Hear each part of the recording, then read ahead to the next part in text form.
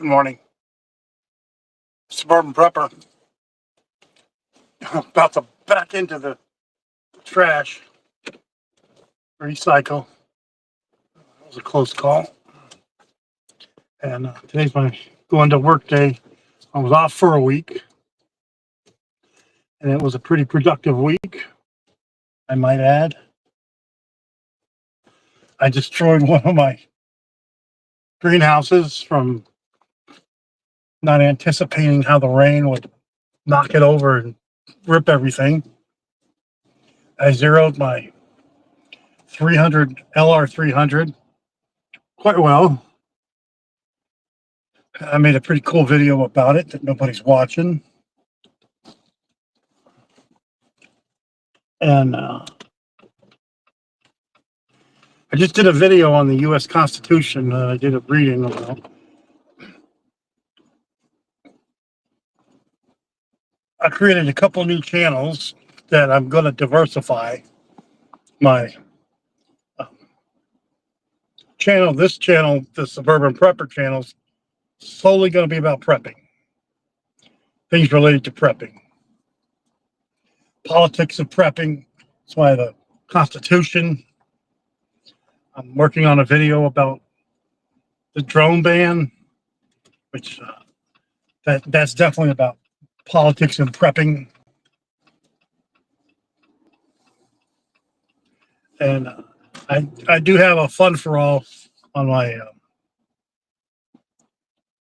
prepping page. Thinking about separating that completely as well, where I just make fun videos that don't really have anything to do with prepping. Something to consider. And so the breakdown now is the Suburban Prepper Garden is going to be its own YouTube channel. I'm making a distinction between generalized prepping and garden prepping, because there's a lot of differences, and a lot of preppers don't garden, and there's a lot of gardeners that don't prep. I'm doing a different medical channel now, Medical Prepper, and that's one I put a lot of thought into. I thought maybe I would only break it down into Medical Prepper initially, but I decided no, because I do a lot of medical videos, and if you're a prepper and you want to watch them, then go find that channel. It's new. It'll take a while to take off, but I'm posting all my medical videos. So I do a lot of integrative and naturopathic medicine, and what we call allopathic. Like, I'm going to work and I'm going to do mostly allopathic medicine, where I prescribe medicine to patients and talk about stuff.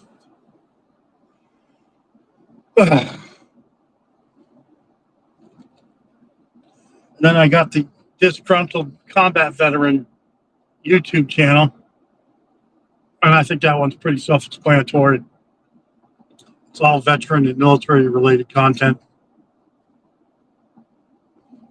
which doesn't really have much to do with prepping, as much as I like to think it does. Not every prepper is a military veteran or military enthusiast, and not every veteran or enthusiast is a prepper, if you can read my mind and see what my thoughts will tell.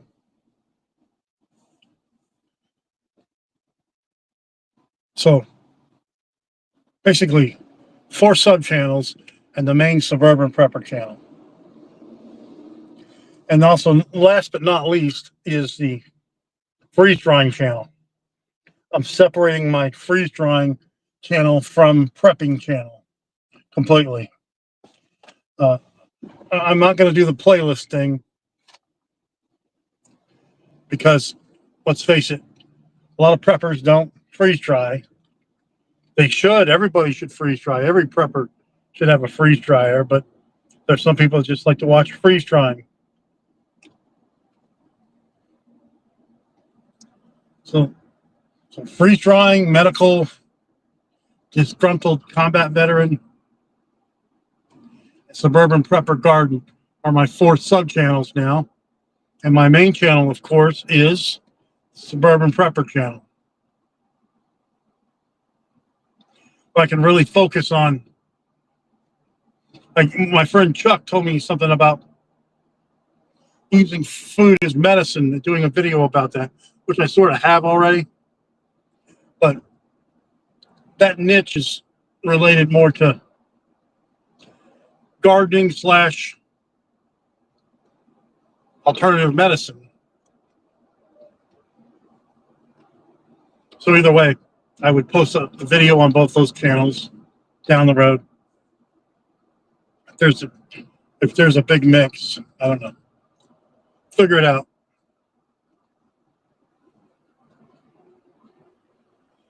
So yeah, today's my first day back at work. And I promised myself I'd get work done on vacation, and of course I didn't. So I know I'm going to be in for a lot of work today. And that's okay. Because I really need this vacation. Just to ease my mind. Because I was starting to have twitches at work. Stress.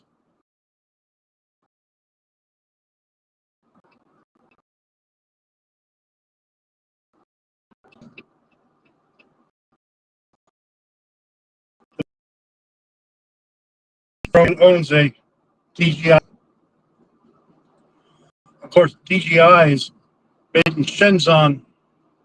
It's in Hong Kong.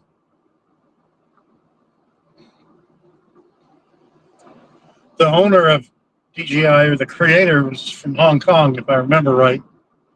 But yet, the U.S., because it's banning the import of drones from China for security risks.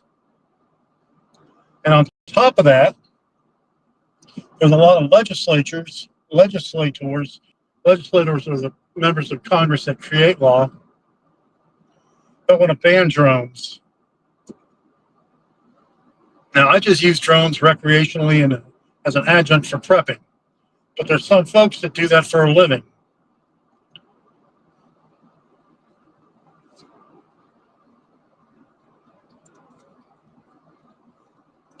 That's why this is just ginger beer. It's not real alcohol.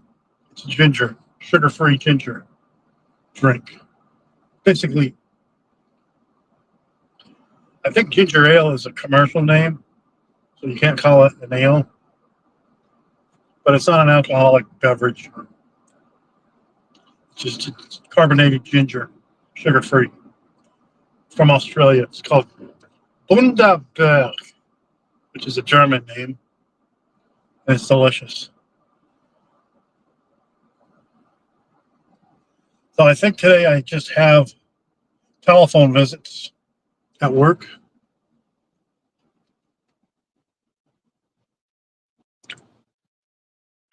I think I'm going to go shooting again this weekend, and I'm going to take out another rifle and do the recordings of me shooting the rifle and getting it zeroed. And I had a lot of fun this past weekend zeroing my LR300. I think I'm going to bring the super fancy camera that I have to the recording session this time instead of my phone camera, because the quality of the digital or the video is 1,000 times better than my phone camera. And my phone camera is pretty good for just an average phone camera, whatever they're called, I don't know. And that's what I think I'm going to do. Or maybe I'll record both. But anyway, I'm taking one rifle to the gun range. I'm going to zero the shit out of it. I'm going to shoot it.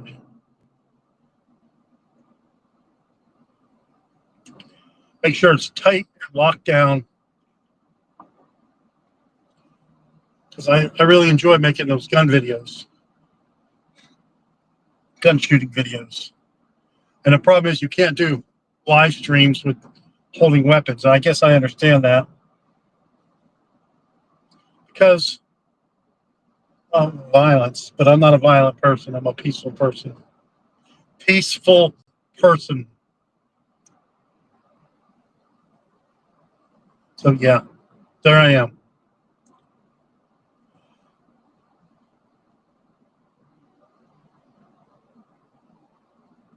I do my own videos by myself, by the way. I don't have anybody else helping me directly when I'm out at the gun range. I don't have a partner in crime or anything. So it's all done by me. But I think it's important as preppers to go out and really learn our firearms and what the capabilities of our firearms and limitations of our firearms. Wouldn't you agree? And then just have the general knowledge of what each firearm is capable of. Now, let's just be honest, okay? That rifle is going to be way more accurate than I'll ever be when it comes to shooting. But one thing I can't stand, and other people do this, and they're better shots than me, but whatever, is when someone takes their rifle and zeroes it on a sled. Basically, a sled, there's absolutely no motion. Is that truly a zero? If you're zeroing it on a sled, where you're not taking your body mechanics into effect, you're just taking the zeroing of the rifle on a heavy slab, tied down, basically. What's the recreate? To me, there's no recreation in shooting on a sled. I mean, the same could be said for some people with tripods or bipods. But at least with a bipod, I'm doing the aiming. The bipod becomes a part of the rifle, essentially. Instead of me holding the rifle down, I'm holding the part of the bipod. With a heavy sled, you're doing neither.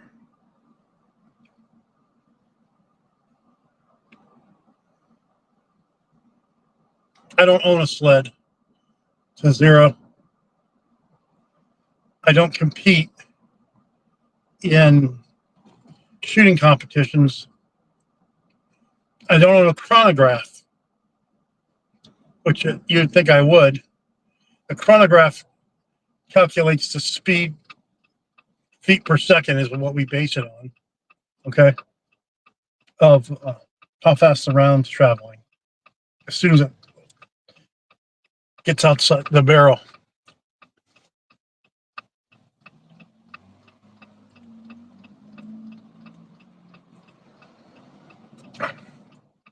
And that's important if you're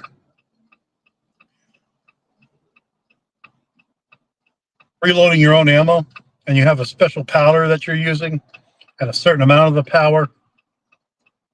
Some people like to put a little bit more powder. Some people like to put a little bit less powder. I don't want to put too much powder. You risk an explosion, right? Too little, the gun won't chamber. But that's what reloaders do. They tinker with it till they find what their niche is, that specific caliber and that specific. See, right now, I don't want to reload in my basement, okay? That'd be like getting my angle grinder and grinding stuff down in my basement. That would not be a smart idea. Hey, rubber ducky. Lady with a rubber duck on a Jeep Gladiator. I never understood the ducky concoction. That's a peace be with you. Peace with your soul. and yours too. I understood the duck thing with Jeeps. Okay, that's a civilian thing. I don't get it. I guess, for all intents and purposes, I'm a civilian now, but I still don't understand the Jeep ducky thing. Nor do I care. Although, when I was a kid watching Sesame Street, Ernie was taking a bath, and he would sing the Rubber Ducky song. Rubber ducky, you're so fine, and you know that you're mine. Rubber ducky, I'm awfully fond of you. Do. So, as a child, I actually had we had the record of that song, and my little sister did something with it. She got rid of all our shit. I don't know why the hell she did that, but the record's probably gone. But that record came out in the 60s, if I remember looking at it right, when the Rubber Ducky song came out, or maybe the 70s. I don't know. I was a really young kid, but me and my sister, and mostly my older sister, we would get to listen to that Sesame Street album. And that was the Shin Dizzle back in the day, guys. Okay? Good song. Do. Joy of joy. Sadly, I have Bert's personality, being a grumpy little bitch sometimes that I am. But I have the youthfulness of Ernie.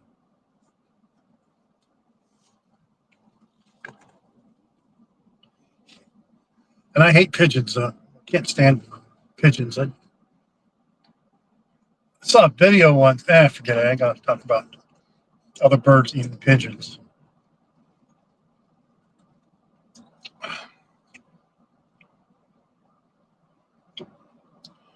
So, if you like watching my freeze-dry videos, which a lot of preppers apparently don't, because I don't get a lot of views on it, and there aren't that many channels that make freeze-drying videos. I know the Retired at 40 guy does it, and the freeze-drying channel, I think. But there's that niche. That's a particular niche. But I don't do the candy making videos. My wife does the candy stuff. And she doesn't want to be in the videos. So much for that. And another thing that we do with freeze drying, what my wife does exclusively, is chicken gizzards for the dogs.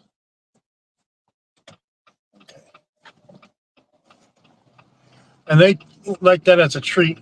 These gizzards, you boil them, then freeze dry them. But when you boil them, it retains so much water.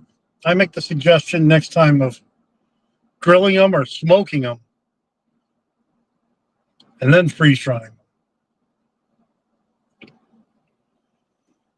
But I'm not in charge of that operation. But you could smoke them all a couple hours, and you could smoke a ton of them.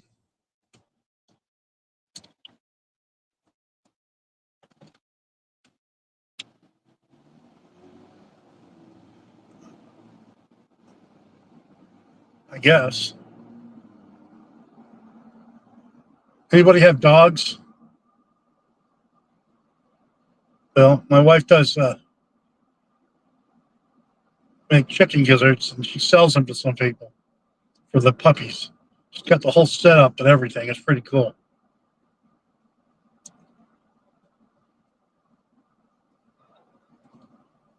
Anyway. Oh, look, there's another Jeep. Gotta say hi. Rubber ducky. I remember my rubber ducky as a kid, the one that I had in that era. It was a pretty cool looking duck too. When my dog, some ducks somehow came to my yard, and she captured one, and that song popped in my head then too. My dog is a Yorkie, folks. Okay, they're aggressive little sons of bitches. They're cute and cuddly, and they want to make you happy.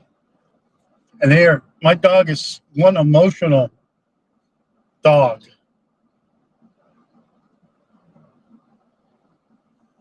Anyway, both of my dogs are pretty emotional. My Shih Tzu, he gets pretty emotional.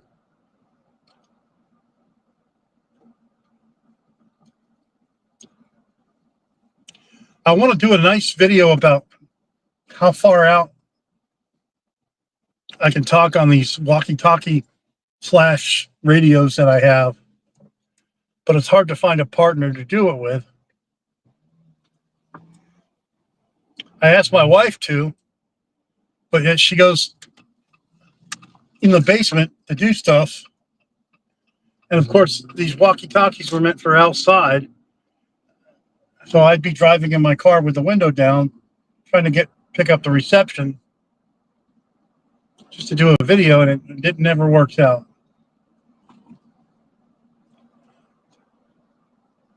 Sort of pisses me off a little bit. How can you test the how far a radio will go out if one person, you can't expect a radio like that to have a long range if you're inside a house in the basement. These radios were meant for outside. If that were the case, you could just get a ham radio, a home base station ham radio, and do it that way with a ham and a portable ham. Or GMRS, maybe just as far, I don't know.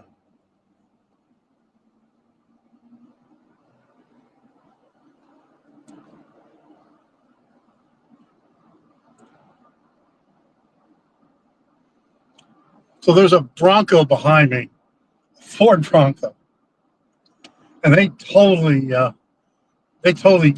on O.J. Simpson that vehicle.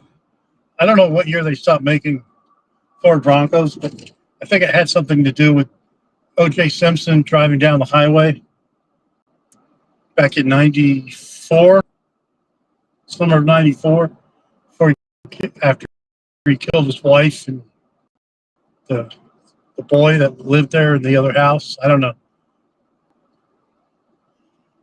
I guess Ford quit making Broncos and they brought them back. 94, 2004, 2014, 2024, 2004, 2014, 30 years later. Oh my God, I'm getting old. So they brought back the Bronco 30 years later. Now, I remember 1980, okay? As a child, I remember 1980. I remember the space shuttle going out in space for the first time with astronauts going out into space. And it wasn't a test run. 1980, it was a good year. Or was it 81? I don't remember. But anyway, that would be the same as saying something from 1950, which, of course, that was before I was born.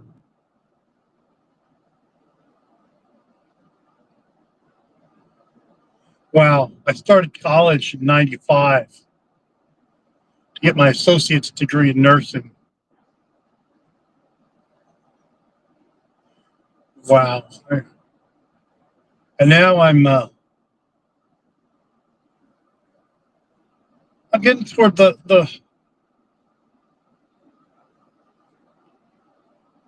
line, the finish line, so to speak, of working in healthcare, I think. I don't know, maybe 10 more years.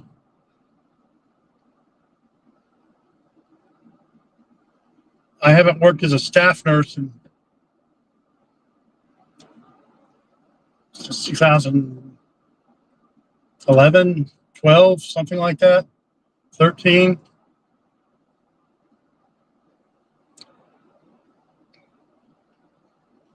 Working as a nurse practitioner is completely different.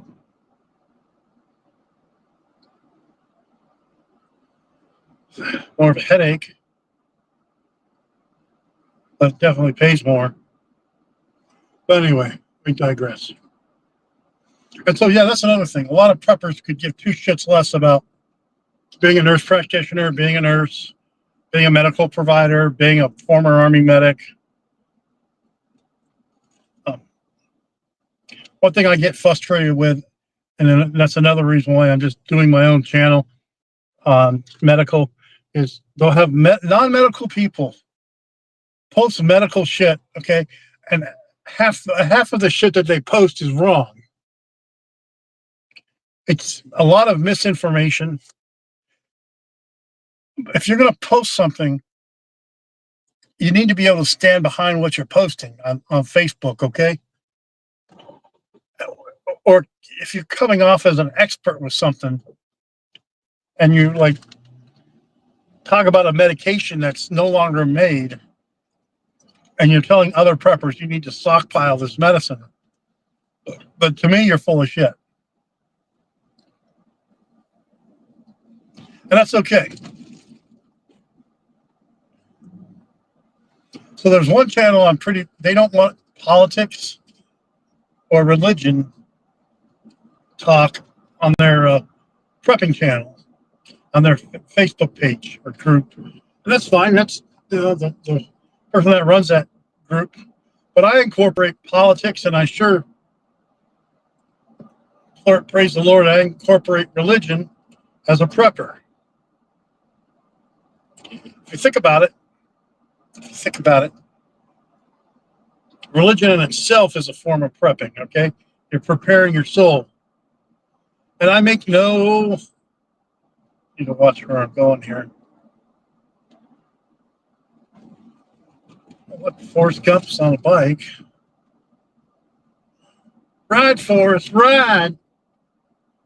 Person's got the Forrest Gump hair, like when he was running across the country. Anyway, I digress. But I talk politics. That's a pretty Corvette, black Corvette. Must get awfully hot. I miss my Corvettes. I look at a pile of wood and I get a little jealous. Oh yeah, that reminds me. This weekend, I had to call in a bee terminator. I had some aggressive bees have a swarm in my wood pile, and I didn't want to destroy the wood chemicals. So the guy had some clean bee and was going to relocate the clean bee and stuff. And all the other bees flew away, except for this one bee. Yesterday, this one bee kept trying to attack my dog. Then she tried to attack me. I say she. I don't know what the gender of the bee is. Okay, I'm not a biologist. I got a stick and I hit the bee with a stick, and sent the bee to Muhammad or whatever. Sent the bee to Allah. Because I'm allergic to bees. And the bees know it too.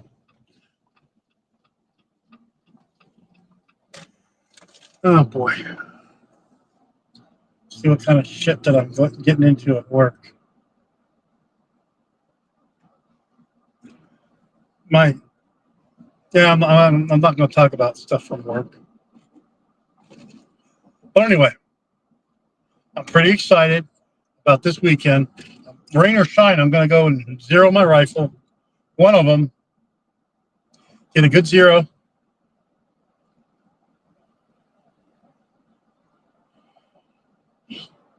I got to see if I can shoot in the prone position. I mean, there's some rifles that were not meant to be shot in the prone, the more the close quarters combat kind. I have a couple of those. But more, my long range ones were meant to be shot in the prone.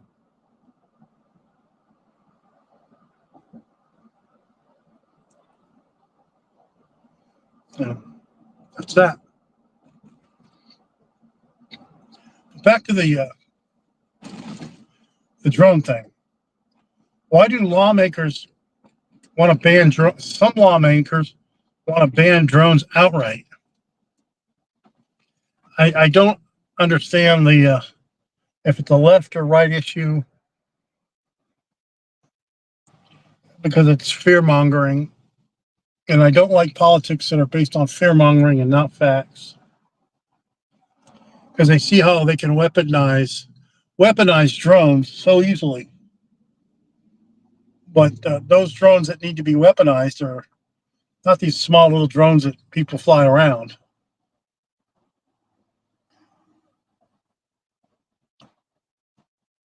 And I guess because we're flying in U.S. airspace, you know, the FAA has its rules.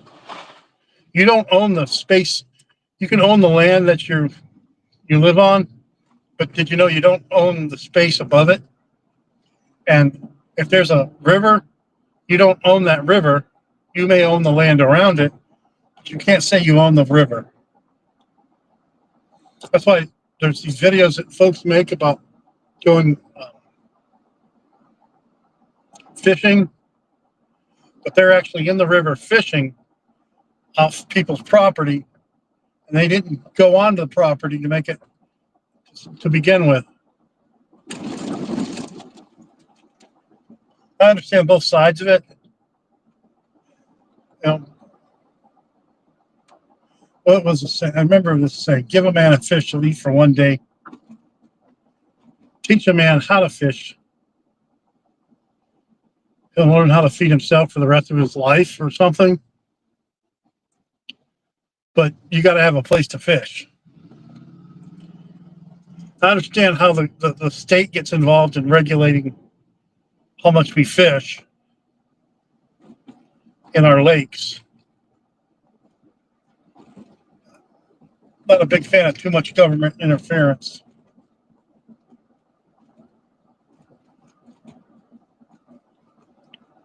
But there's got to be some intervention. But anyway, we digress. Going back to the drones. Obviously, as a prepper, I don't want drones banned. I think they have a great defensive intelligence purpose. And there's recreational. Folks make videos with drones for a variety of reasons. I mean, the technology, and really who you're screwing over is the small companies that have these small drones that are making like inspection videos. The big companies, the big companies like Hollywood and other companies, the ones that contract with the military to make military type drones, they don't have to worry about it. It's not fair. Here's the thing. I was doing a video or a research on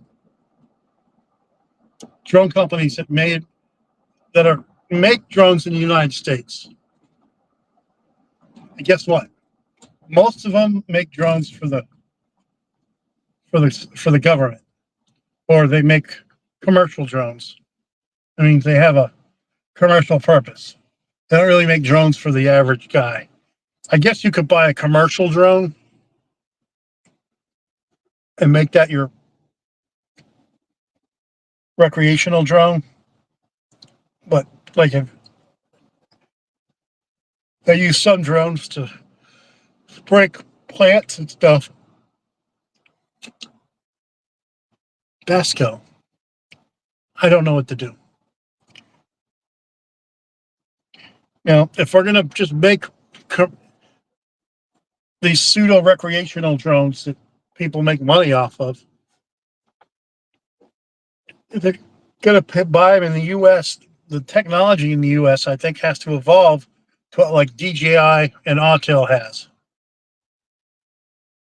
Because I want an Autel drone. I should have got it. It's going to probably be pretty hard to get now. They have this Autel thermal drone that you can get.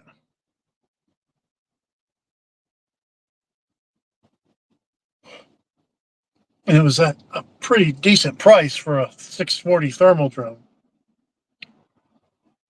But to even have a thermal drone to really fly it, you have to have a drone license to fly a 107, and you have to have a waiver to fly a drone at night from the FAA. I haven't either at this point. Doesn't mean I couldn't own the drone and maybe test it at low levels. I don't know.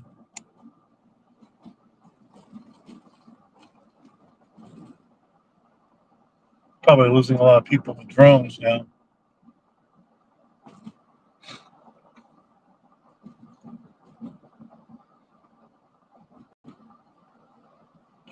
So I decided, I know what next medical video I'm going to do, which naturopathic I want to go over. It's going to be moringa. Okay. Oh, God. I really don't want to go back to work. Fuck this place. Go back, nobody's going to miss me anyway. It's like, fuck you. Excuse my cussing, I'm sorry.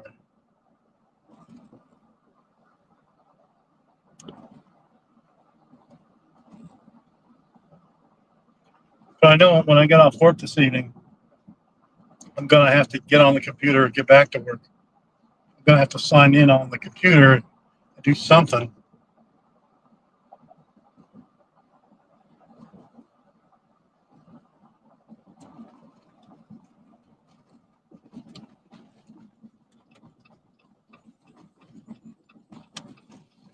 Yep, everything's still here.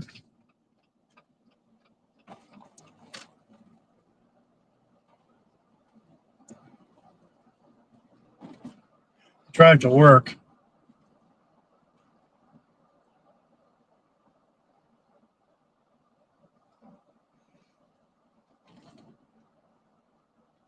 Anyway, a little bit of Star Trek, okay? Now, remember when they did the remake of Star Trek in 2008, 2009? And they were on board the Enterprise?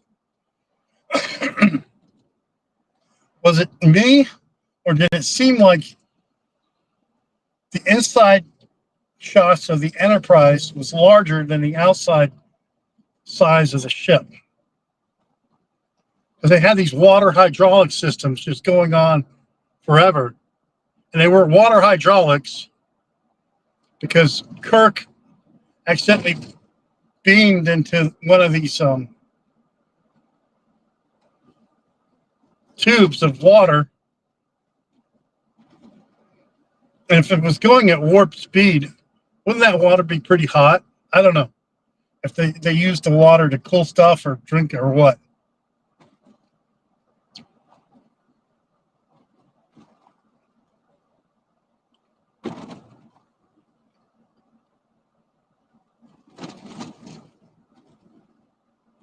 I never really understood that technology of beaming, because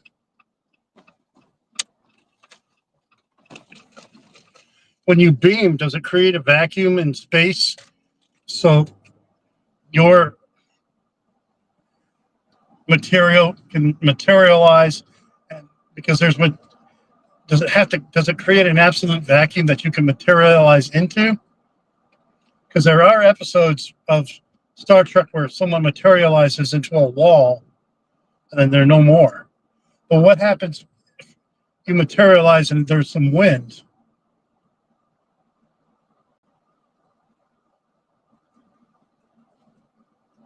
Does that wind get into your bloodstream and cause an air embolism? I never understood that. It's all fictitious, but people want to talk about how eventually we'll have technology to teleport, break matter down into subatomic particles and reconstitute it from one location to the next.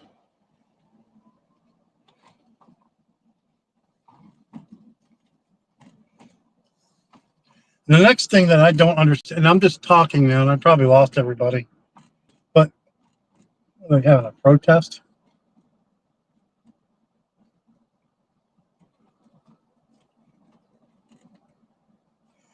Okay. One thing I don't understand is when they teleport onto a planet, how can they teleport right onto the surface of the land perfectly where there's no drop? Like, you, not even an inch jump. They get you right down to the, the plant, the dirt, the soil, the land, right there.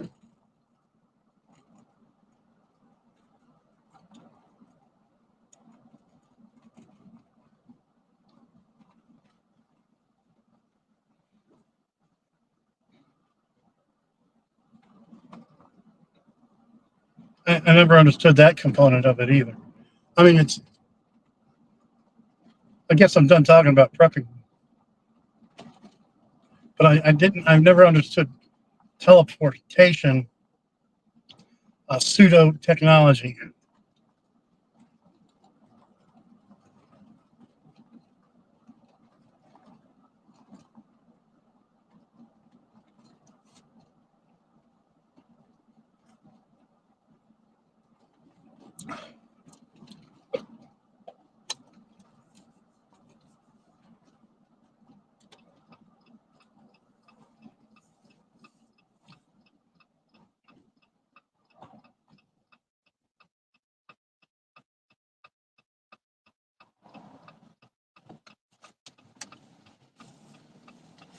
There we go.